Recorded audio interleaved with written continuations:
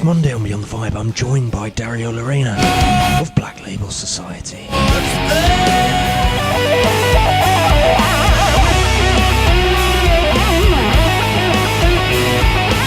And I had known Blasco, who manages Black Label, and we were going back and forth. And it was just at the time that they happened to be looking for another guitar player. So I was obviously psyched because Zakk was one of my guys, coming up. So yeah, and then I sent over some videos of me playing Black Label stuff, and I did a few songs off of Zakk's Book of Shadows where I was singing and playing acoustic.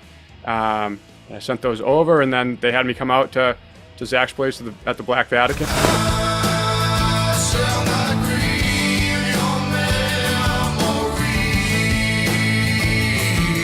Yeah, it was 16. I saw, this is at the time like, oh, I'm gonna play guitar. So that was MySpace at the time, and I saw on the bulletin board on MySpace that Jani was looking for a guitar player. And at the time, guitar playing wise, I was into all that kind of 70s and 80s rock and metal. So that was exciting for me. So I just sent a bunch of emails to this contact, and they ended up getting back to me. We went back and forth, and then they had me come out to LA.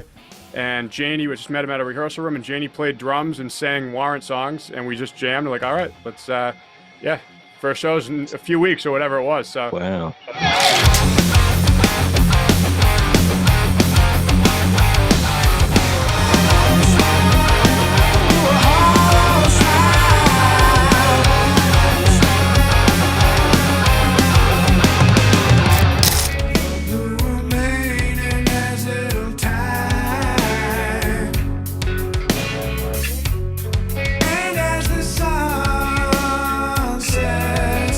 Oh man, yeah, that's a hard question. Everybody goes, oh my God. Yeah, because you're trying to pick the exact perfect answer, but I guess there's no perfect answer. So.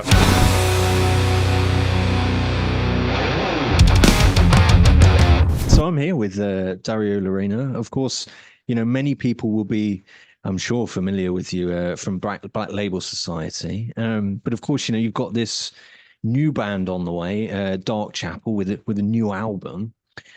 Spirit in the Glass out on February 28th. So to start things off, how did this new band, this new chapter start for you? How did that happen? Yeah, it was always something that I had a vision of doing, and I've been working on it for a few years now. So yeah, the timing just ended up working out to happen this year. But yeah, it was something I've been working on for a bit. Did you, when you were assembling this band, did you look at,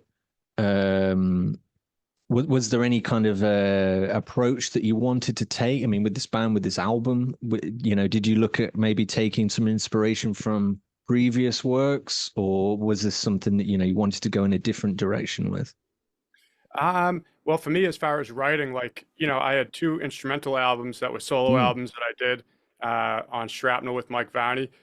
So in my eyes, when I was writing those, I was writing them for, vocals to be on. So in place of vocals, I was just putting guitar solos in verses and in choruses, coming up with melodies for choruses and things like that. But so for me, it's just kind of a continuation of that. And now I'm just singing on top of it.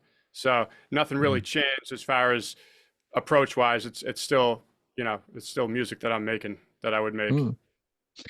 Did it feel like a natural thing, to now bring in vocals? Was that kind of a direction you were looking at for a while? Yeah, absolutely. Because, I've been singing for a long time, but, I was demoing and writing and singing and working on things. And it just kind of got to this point. It was like, okay, I'm ready for this to happen. So yeah, no, I'm psyched about it. Of course, the album kicks off with Afterglow, and then the latest single, Hollow Smile. Both with those really killer riffs in there. How did you look at approaching those songs in particular, and what's your kind of your approach to a riff? How do you come up with that? It's usually in the morning with coffee, the first thing that I sit down and I start playing in front of Pro Tools or whatever as I'm demoing something out. And a riff just ends up sticking, and then I just end up building off of it from there. So that's pretty much the process. Right. I mean, was there, lyrically, did you kind of how do you go about writing for these songs? Of course, you're now kind of I assume the main kind of writer on the record.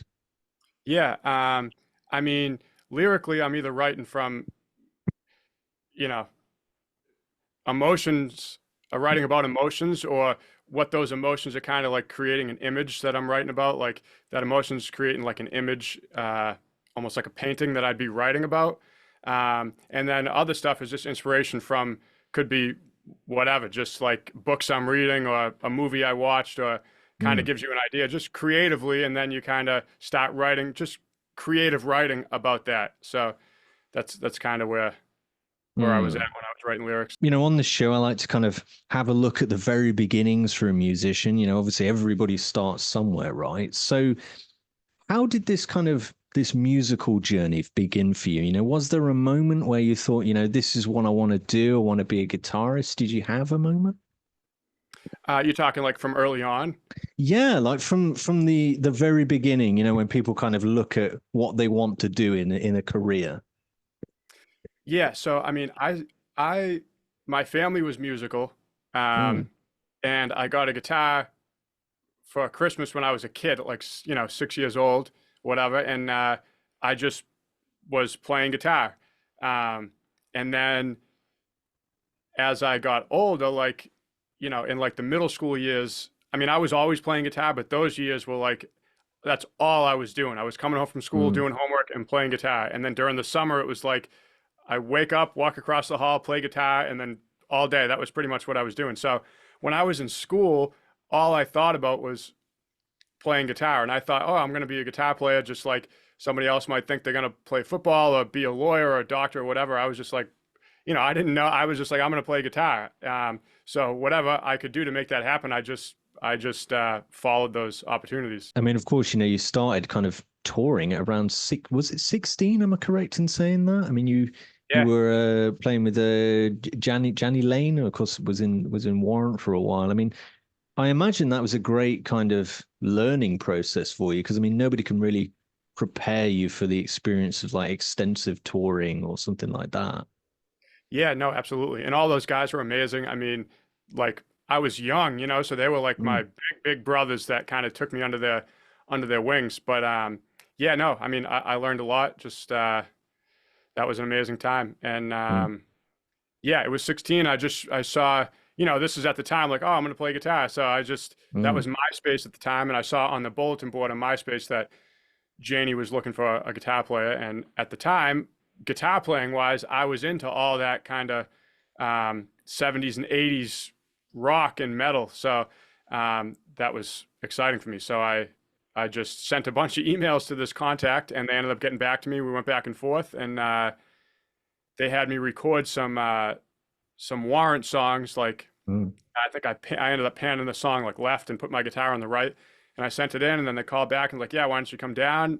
I was in Vegas because I'm from Boston, but my family moved to Vegas when I was a teenager, and then they had me come out to LA. And Janie, we just met him at a rehearsal room, and Janie played drums and sang Warrant songs, and we just jammed. Like, all right, let's, yeah, first shows in a few weeks or whatever it was. So Wow. that was pretty much that. I mean, you touched on it a little bit there with kind of you were into kind of 80s, 70s bands from back in the day. Was there, I think growing up, everybody has that first band that's kind of their band, the one that they really strike a chord with. Did you have one in particular for you that was kind of like your favorite band or something growing up?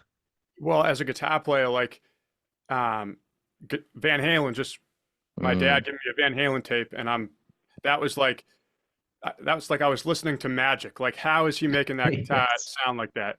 Which I'm sure many other guitar players felt like Yeah.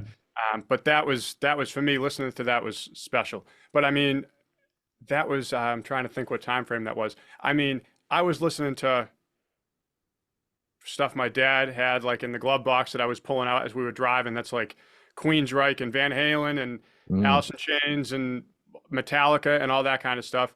And but I also had like Papa Roach on my mix CD, and I had you know, all kinds of music flowing.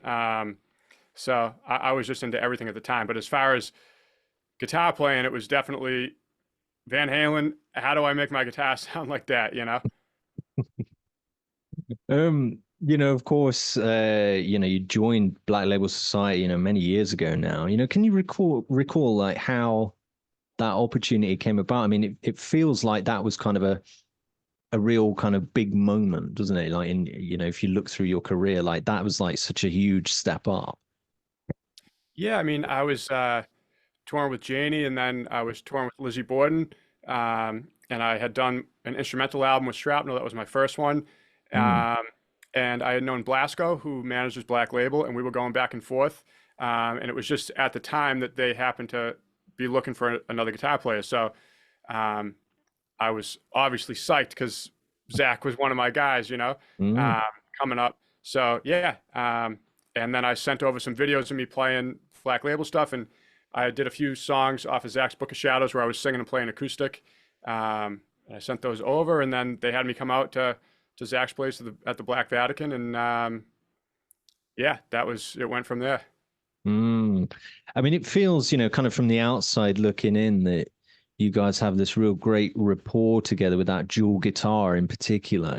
Was there kind of an instant chemistry there? Because it looks like you guys really play off of each other really well. Yeah, I think so. We're both. I mean, I love learning like Zack's influences, like Mm, Frank Marino and Al Di Meola and guys that he's into, and yeah. But I mean, guitar playing wise, you know, I was obviously influenced by him, so we're mhm. floating in that same water. You know what I mean? Obviously, like with Dark Chapel, did you look at? I mean, I can hear on the new singles and stuff. Obviously, you've incorporated that dual guitar in there again. Was that something that you felt, I want to carry that over to Dark Chapel as well, rather than just have the single guitar there?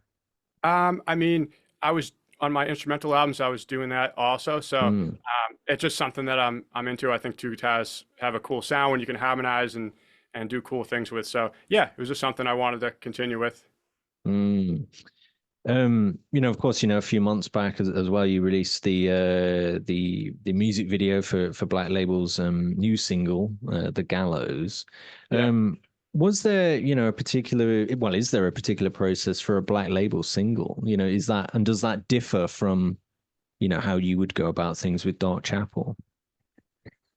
As far as like writing, Yeah, well, just the whole kind of process, like the writing, the recording. Is it a different thing entirely, or do you kind of go with a similar? I guess it's pretty similar. I mean, Zach's writing Black Label stuff, so Hmm. when he has the song ready and he has the Jeff and JD lay everything down, then they send it to me where there's solo spots. The gallows, it was back and forth stuff. So, and I'll put my solos on there. I do it usually from right here, and I send it Right. back to him, and then yeah, that's pretty much how we do it. Hmm. Um, I mean, it's been kind of um baited a little bit, but do you have kind of a plan for a full Black Label release this year? Or, will there be two albums? Will there be a Dark Chapel and a Black Label record this year, do you think? I believe the Black Label album will be out next year, early next year. Um, Right. I'm not sure exactly time frame, but yeah. Regarding, Dark Chapel, is there kind of a song off the record, one for fans to maybe look out for, maybe a personal favorite of yours? So all 10 songs I love, but Yeah. as far as like some of the ones that stood out to me, like Dead Weight, which is a piano song. It's just piano Mm, and vocal. That's one of my favorites. It's not a heavy song, but mm. that one, Bullet in Our Chamber, I really love because it kind of has a different vibe to it. Um, and then of course like the heavy stuff with Afterglow and Hollow Smile, We Are Remade, and Corpse Flower, like um, yeah. But the two standouts I would say if I were to pick out of left field would be Dead Weight and Bullet in Our Chamber. I mean, do you enjoy, particularly with Deadweight, do you enjoy that kind of more piano bass, kind of low key kind of stuff? I mean, I think it provides real great kind of light and shade on the record. Yeah, definitely. No, I love writing music like that. I probably have a whole Pro Tools you know, filled with just ideas for that kind of style. But yeah, I love it. Mm. Um, a question I like to finish on really for every guest that comes on. It's a bit of a hypothetical one. If you could tour with one band from the past and one from the present, who would they be? So you've got the kind of the keys to the kind, like you've got complete control. You can pull in anybody you want. Oh man, yeah, that's a hard question. Uh, Everybody goes, "Oh my God." yeah, because you're trying to pick the exact perfect answer, but I guess there's no perfect answer. So, Well, it's like you well, can pick kind of, they don't even have to be a perfect match for your band. You kind of have that control. Maybe somebody that you've admired or something like that. well, maybe I can put a little twist on it and say maybe I could be maybe Dark Chapel could open for Alice in Chains when they were opening for Van Halen. Maybe that would work. And then right now, like currently, there's so many. I mean, there's so many amazing bands rolling right now. So that's a hard one. But I do love Opeth. So Mm, Dark Chapel and Opeth would be pretty awesome. yeah, that does work well. I think that's got a great vibe. I mean, I love that they've evolved over the years in particular as well. There's that kind of great Absolutely. evolution. Yeah. Well, thank you very much for joining me, Dario. Of course, for those out there that want to grab a copy of the new Dark Chapel album, Spirit in the Glass, you can via the link in the description below. And I believe there's vinyl as well. There's the vinyl stuff going on there. Yep. There'll be vinyl, CDs also. And I think, yeah, the first 200 vinyl pre-orders are going to have a signed like poster flat that goes in there. So, Mm. yeah. Mm. Well, thank you very much, Dario. I mean, it's been great speaking with you.